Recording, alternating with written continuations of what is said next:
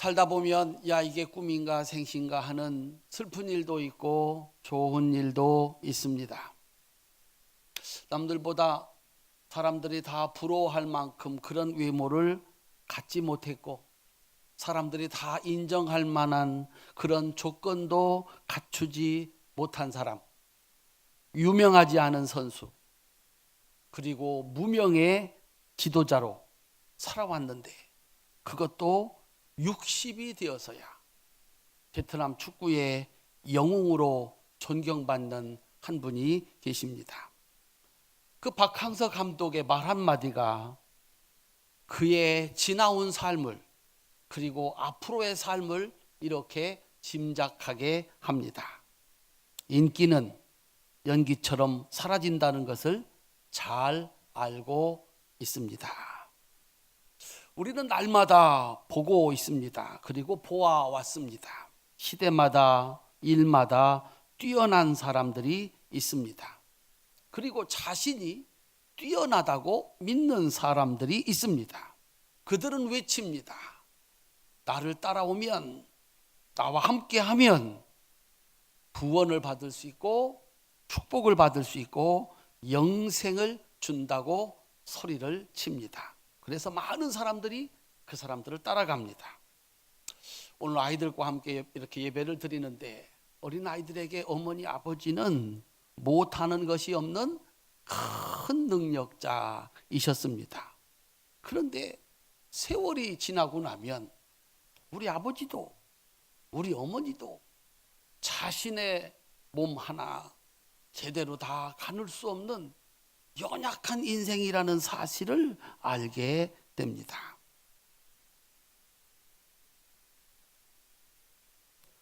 사람들마다 그렇게 자신 있어 합니다. 나도 할 수 있고 또 해야 되지 않겠는가. 그런데 막상 해보려고 하면 그렇게 되지 않는 것이 현실입니다.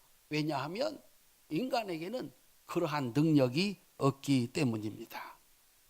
죽음이 아니라 영생을 얻어야 되겠고 지옥이 아니라 천국을 만들어야 되겠고 저주 대신 축복을 만들어야 되겠고 전쟁 대신 평화를 만들어야 하겠는데 그렇게 하고 싶은데 하면 될 것도 같은데 막상 해보면 능력이 없습니다.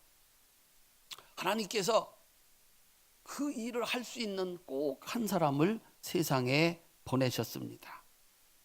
유일한 자격과 능력을 가진 사람. 오늘은 그분 예수님이 하나님이 보내신 하나님의 아들 예수님이 이 땅에 태어나신 날입니다. 그래서 그때도 구원하셨고 지금도 살아계셔서 우리들의 소원을 이루어 주시는 유일한 분, 소원을 들어줄 의지가 있고 그 소원을 들어줄 능력이 있는 분, 오직 한 분, 예수님의 탄생. 그것이 오늘 성탄절입니다. 성탄절을 기억하고 나와서 예배드리는 우리 성도들에게 주님이 주고 싶어 했던 천국의 축복과 영생의 축복과 평화의 축복과 평생도록 복되게 사는 축복이 있으시기를 주님의 이름으로 축원합니다. 그분은 달랐습니다. 우리 인생과 그분은 달랐습니다. 탄생도 달랐고 인생도 삶도 달랐습니다. 하기 때문에 우리는 하지 못할, 인간은 그 누구도 하지 못하는 그 일을 그분은 해낼 수가 있었습니다. 태어남이 달랐습니다. 세상 모든 사람과 같지 않았습니다. 그래서 거룩한 탄생, 구별된 탄생, 같지 않은 탄생, 그래서 거룩한 탄생, 성탄절이라고 부르는 것입니다. 예수님의 탄생이 세상 모든 사람들의 탄생과 태어남과 삶과 무엇이 달랐을까? 사람들은 자기가 어디서 태어나는지를 모릅니다. 남자인지 여자인지도 옛날에는 가르쳐 주지 않았습니다. 나와 봐야 남자인지 여자인지도 비로소 알 수가 있었습니다. 어떤 분은 그러더라고요. 틀림없이 아들이다. 색깔을 다 아들한테 맞췄는데 나와 보니까 딸이다. 그래서 색깔 다 치워버리고 새로 샀다. 그런 말씀도 하십니다. 어디서 태어나서 어떻게 살다가 죽을는지 태어나 보아야 알고 살아 보아야 아는 것이 이 땅에 오는 모든 사람들의 삶입니다. 그런데 예수님은 다릅니다. 유일하십니다. 예수님의 탄생과 그의 일생, 그분은 어디서 태어나서 누구의 아들로 어디서 태어나서 어떻게 무엇을 하며 살다가 돌아가실 것인가를 다 기록해 놓았습니다. 예수님의 일생은 그 이미 다 예언한, 이미 다 기록해 놓으신 그 하나님의 예언을 따라 살고 가셨습니다. 그래서 다릅니다. 예수님의 탄생은 창세기 3장 15절에서 여자의 후손으로 태어난다, 이렇게 예언을 하셨습니다. 사람은 다 아버지를 통해서 태어나는데 예수님은 아버지 없이 여자의 후손으로 태어나신다, 이렇게 예언을 해놓았습니다. 창세기 49장에 오면 이스라엘 사람이다. 그 이스라엘 사람들 가운데 유다의 자손으로 태어나신다, 이렇게 기록해 놨습니다. 어떤 사람들은 자기가 이 땅에 온 예수라고 하는데 나중에 보면 다 거짓말이었습니다. 예수님은 이스라엘에서 유다의 자손으로 태어나신다, 이렇게 예언을 해놓으셨습니다. 이사야 9장에 오면 유다 가문 중에서 다윗의 후손으로 오신다, 이렇게 예언을 했습니다. 그리고 세월이 흘렀습니다. 2000년이 넘는 세월이 흘렀습니다. 그리고 마침내 성탄절이 되어서 세상에 없는 탄생, 드디어 그 모습을 드러내게 됩니다. 예수님의 탄생은 세 가지 예언의 성취, 이미 이렇게 태어날 것이다 라고 기록된 대로 태어나셨습니다.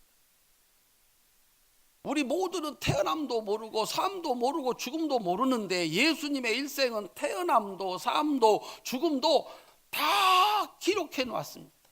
예언을 해 놓으셨습니다. 이런 사람은 세상에 그분밖에 없으십니다.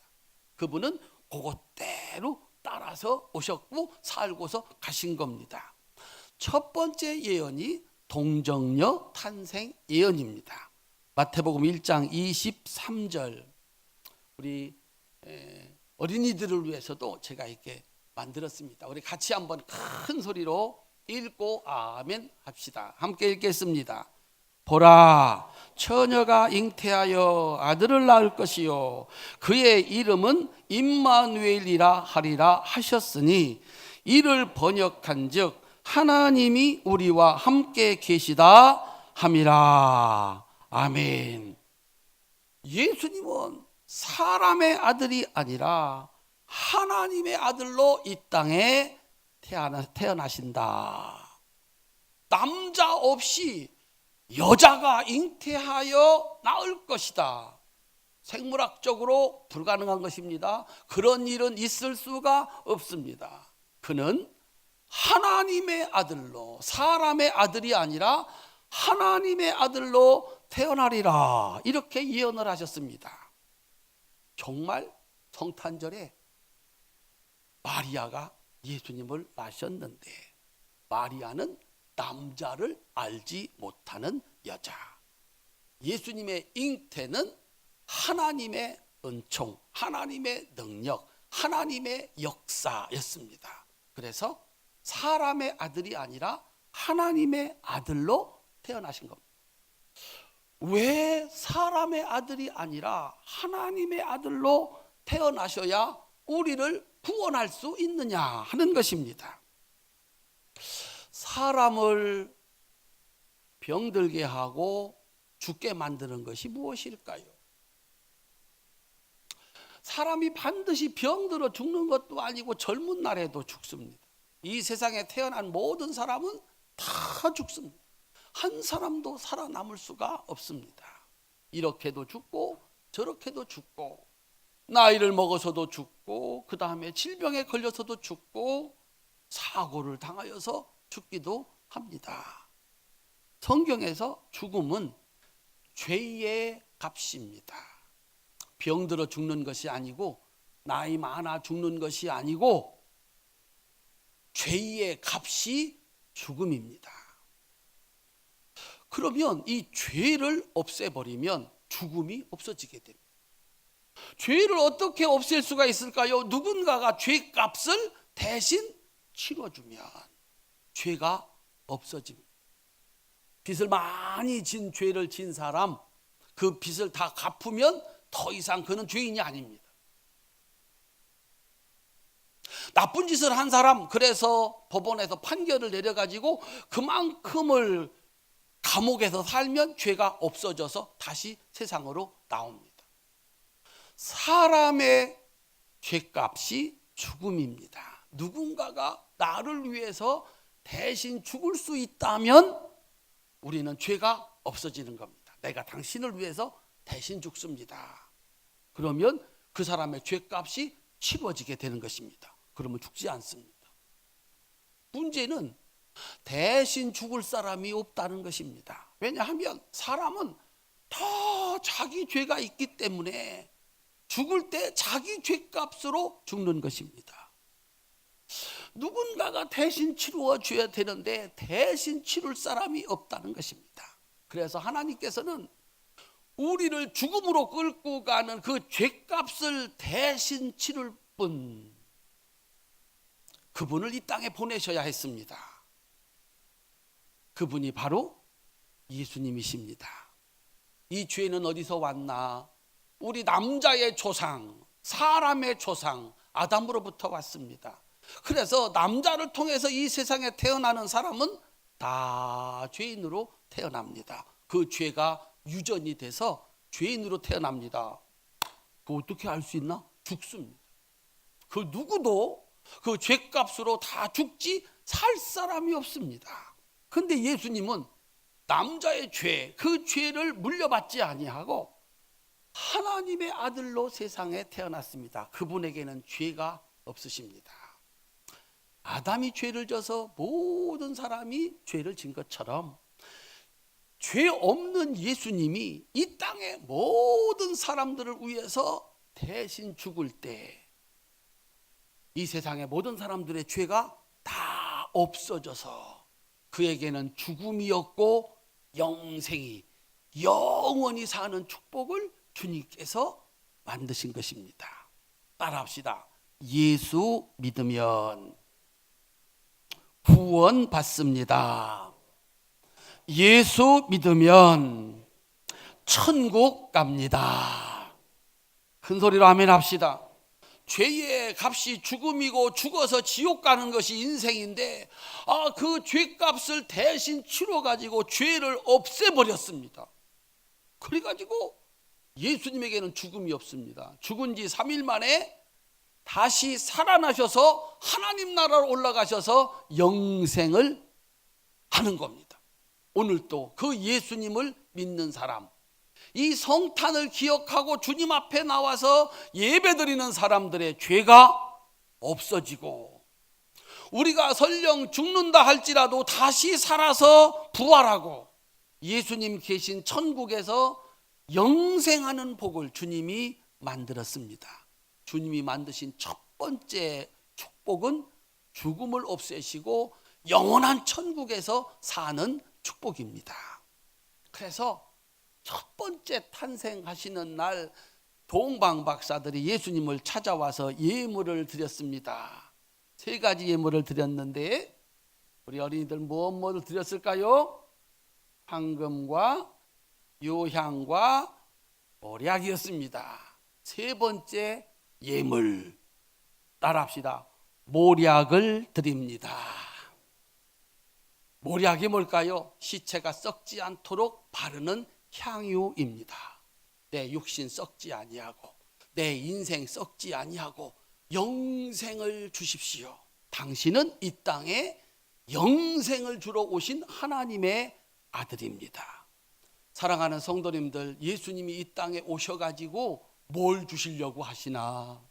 하나님의 아들이 이 땅에 오셔서 그 크신 능력으로 뭘 주시려고 하는 건가? 누구도 할 수 없는 것, 우리를 죽음에서 살려 천국에서 영생하도록 하는 복, 예수님만 줄 수 있습니다. 그래서 이것이 첫 번째 예언의 성취입니다. 성탄절에 여러분들이 받아야 될 첫 번째 축복, 오늘 죽어도 천국이라고 하는 구원의 축복이 있으시기를 주님의 이름으로 축원합니다. 이것이 주님이 주시고자 하는 첫 번째 축복, 동정녀 탄생의 예언을 이루신 하나님의 뜻입니다. 두 번째, 따라합시다. 베들레헴 탄생 예언. 예수님이 태어나시는데 한국이 아닙니다. 어떤 사람은 우리나라를 높이 쳐가지고 여기서 뭐 동방의 빛 이래가지고 여기서 태어난 우리가 재림 예수고 하나님의 아들이다 하는데 아닙니다. 예언 어디에도 없습니다. 너는 어디에서 태어나야 되느니라? 베들레헴에서 태어나야 되느니라. 마태복음 2장 4절부터 6절까지입니다. 우리 한번 큰 소리로 읽으시겠습니다. 왕이 모든 대제사장과 백성의 서기관들을 모아 그리스도가 어디서 나겠느냐 물으니 이르되 유대 베들레헴이오니 이는 선지자로 이렇게 기록된 바 또 유대 땅 베들레헴아 너는 유대 고을 중에서 가장 작지 아니하도다. 내게서 한 다스리는 자가 나와서 내 백성 이스라엘의 목자가 되리라 하였음이니라. 아멘. 따라합시다. 예수님은 베들레헴에서 태어나셔야 합니다. 다른 데서 태어난 사람은 하나님이 보낸 사람이 아닙니다. 꼭 집어서 베들레헴입니다. 왜 예수님은 거기서 태어나셔야 하시는가라고 하는 겁니다. 베들레헴은 이스라엘에서 가장 위대한 왕 다윗 왕의 고향입니다. 다윗 왕이 왕이었을 때 그곳은 천국이었습니다. 하나님을 잘 섬기는 아름다운 신앙이 있었고 하나님이 복 주셔서 물질이 차고 넘쳤고 세상은 편안했습니다. 다윗은 목동이었는데 하나님을 이렇게 불렀습니다. 따라합시다. 여호와는 하나님은 나의 목자시니. 다윗은 목자와 양의 관계를 너무나도 잘 알고 있습니다. 하나님은 나의 목자시다. 그래서 하나님이 가자는 대로 하나님이 하자는 대로 했더니 하나님께서 그를 축복의 길로 영광의 길로 풍요의 길로 인도했습니다. 백성들이 전부 다 다윗을 쫓아갔습니다. 따라합시다. 우리 왕은 나의 목자시니.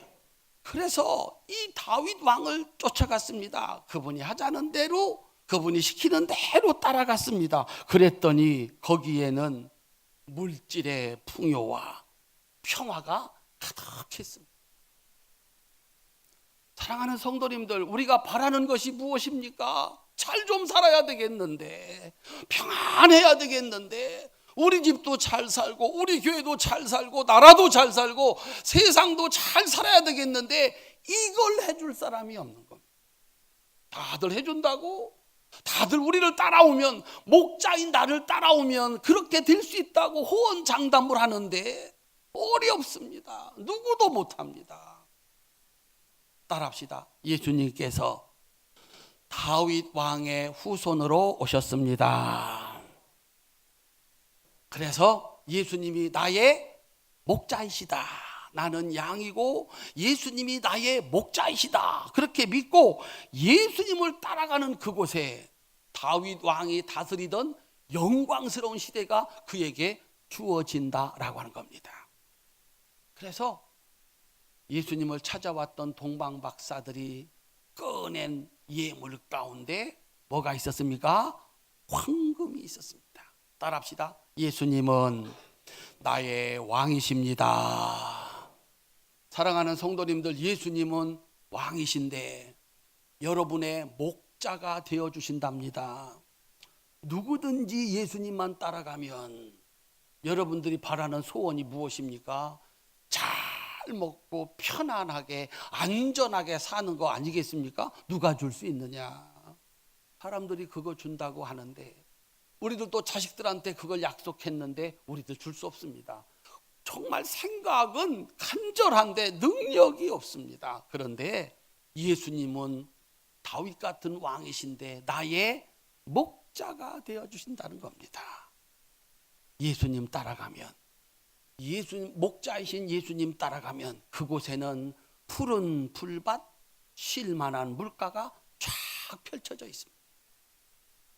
양이 목자를 놓치면 살 수가 없습니다. 잘못된 거짓 목사, 사꾼 목자 따라가면 큰일 납니다. 지도자들이 다 자기가 목자랍니다.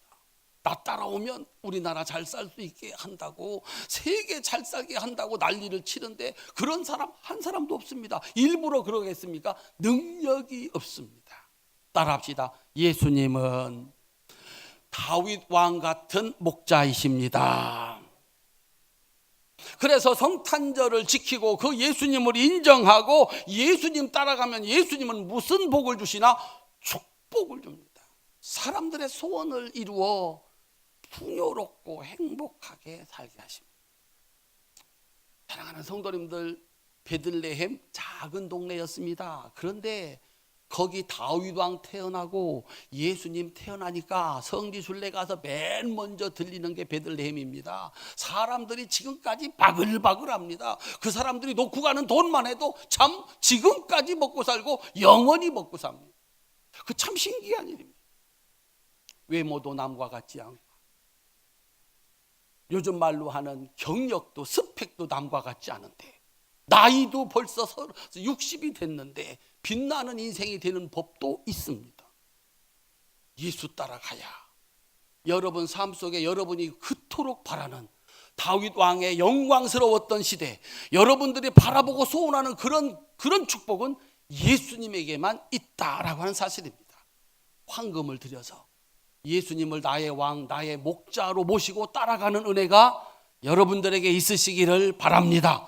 그래서 여러분들을 사람들이 그토록 부러워하는 영광과 축복이 가득한 복된 인생으로 인도하시는 그 주님의 축복이 있으시기를 바랍니다. 마지막으로 세 번째, 마국간 탄생의 예언입니다. 예수님이 태어나시는데 성경은 기록해 두었습니다. 천사들이 예언을 합니다. 마국간에 가보아라. 그곳에 계신 이가 너희를 구원하실 분이다. 누가복음 2장 11절부터 14절까지입니다. 함께 읽겠습니다. 오늘 다윗의 동네에 너희를 위하여 구주가 나셨으니 곧 그리스도 주시니라. 너희가 가서 강보에 쌓여 구유에 누워 있는 아기를 보리니 이것이 너희에게 표적이니라 하더니 후련히 수많은 천군이 그 천사들과 함께 하나님을 찬송하여 이르되 지극히 높은 곳에서는 하나님께 영광이요 땅에서는 하나님이 기뻐하신 사람들 중에 평화로다 하니라. 아멘. 따라합시다. 마국간에 태어나셨다. 이 세상에 마국간에서 태어난 사람이 있을까요?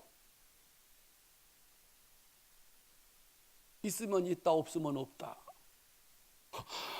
마국간이 뭐 하는 곳입니까? 마국간은 양들과 소와 말들의 집입니다. 그런데 예수님이 마국간에 태어나서 구유에 누웠다. 충청도 말로 구수라고 합니다. 말을 먹이를 주는, 양 먹이를 주는, 소 먹이를 주는 나무를 이렇게 깎아서 움푹하게 만든 게 구유입니다. 소 밥그릇, 양 밥그릇, 말 밥그릇입니다. 세상에 예수님이 마국간에 태어나 거기에 누워 있습니다. 천사가 말합니다. 따라합시다. 그가 너희를 구원할 자신이라.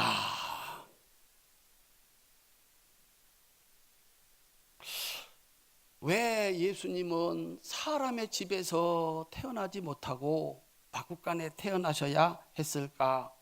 마국간에 태어나는 자만이 온 세상에 평화를 가져올 수 있기 때문이었습니다. 히브리서 4장 15절 16절입니다. 현대어 번역입니다. 우리 같이 한번 읽으시겠습니다. 우리의 대제사장은 우리가 당하는 이 시련을 몸소 겪으신 분이기 때문에 우리의 연약함을 잘 알고 계십니다. 그러면서도 그분은 단 한 번도 유혹에 빠져 죄를 범하신 일이 없습니다. 그러니 우리도 용기를 가지고 하나님의 보좌 앞으로 나아가 그분의 자비를 입고 필요에 따라 주시는 은혜와 도우심을 받읍시다. 아멘. 예수님은 하나님의 아들이십니다. 그런데 예수님처럼 낮아지신 분이 이 세상에 그 누구도 없습니다. 혹시 마국간에서 태어나 부유에 누인 사람이 있다는 말을 들었습니까? 가난해서? 아닙니다. 하나님의 아들입니다. 신분이 천해서 아니라니까요. 하나님의 아들이십니다. 그런데 하나님은 예수님을 마국간에서 태어나게 하셨습니다. 예수님처럼 낮아진 사람이 없고요. 예수님처럼 억울한 사람이 없고요. 예수님처럼 고통을 당한 사람도 없습니다. 이유가 뭐라고 히브리서 4장에 말씀하셨습니까? 이 땅의 모든 사람들이 당하는 고통을 직접 온 몸으로 체험하려 함이라. 얼마나 억울한가, 얼마나 고통스러운가. 그거를 하나님의 아들이 친히 다 몸으로 겪었습니다. 그래가지고 사람들이 예수님께 와서 예수님 도와주세요 하면 예수님이 그 손을 꼭 잡고 이렇게 말씀하십니다. 안다. 내가 안다. 네가 당한 슬픔을, 네가 당한 고통을, 지금 네가 당하고 있는 어려움을 내가 안다. 나도 겪어보았는데 너보다 더 겪었으면 겪었지 덜 겪은 거 아니고, 그래서 내 마음을 알고 네 고통을 내가 안다.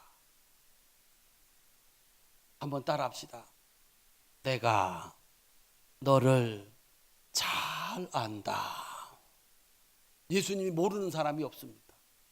예수님이 모르는 고통이 없습니다. 사람들이 볼 때 왜 저래?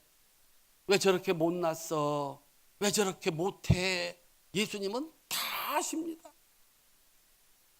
예수님이 할 수 있는 게 없었어요. 그걸 온몸으로 다 겪었어요. 그래서 못하는 사람의 심정을 알고, 묻혀 사는 사람의 심정을 알고, 모욕당하는 사람의 심정을 알고, 잘못한 것 없지만 십자가에서 죽는 사람의 심정도 알아요. 그래서 주님께서 마태복음 11장 28절에서 이렇게 말씀을 하셨습니다. 큰 소리로 읽고 아멘 합시다. 함께 읽겠습니다. 수고하고 무거운 짐진 자들아 다 내게로 오라. 내가 너희를 쉬게 하리라. 우리 오른손 높이 한번 드십시다. 예수님 도와주십시오. 큰 소리로 아멘. 동방박사들은 이 소원을 담아서 유향을 예수님께 드렸습니다. 유향은 하나님께 제사 드릴 때 내 기도 들어주세요. 향기로운 제물입니다.